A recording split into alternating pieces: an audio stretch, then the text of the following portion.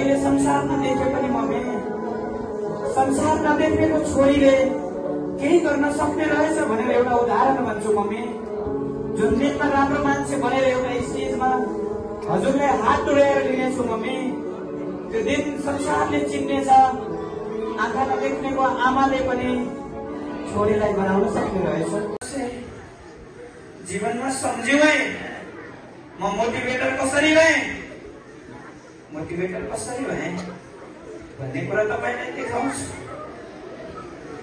तपाईँलाई देखाउँछु। हेर्नुहोस् म्याडम, अहिले तपाईँ आँखा देख्नुहुन्न, कुरा गर्नुहोस् है। किन्छु भनेर प्रतिबद्ध गर्छ, हेर्नुहोस् रुन्छ, हेर्नुहोस्। ल्याउनुहोस् बुवा, त्यो बाइकको सासो ल्याउनुहोस् बुवा। यसरी नै बाबाको पीडालाई हजुरले बुझिदिनु पर्छ। त्यही भएर भनेको छु नि, आफूलाई आफू नभए पनि, तपाईँ इन्डिया भए पनि आजदेखि जति गलत काम गरेको छु बुवा, आँसुको थोपाबाट सबै फालिदिन्छु। आजदेखि सही गन्तव्यमा मात्रै जान्छु बुवा, सही गन्तव्य। त्यसको बाबा हुनुहुनेरहेको छ, हेर्नुहोस् बाबामा गएको हेर्नुहोस् त।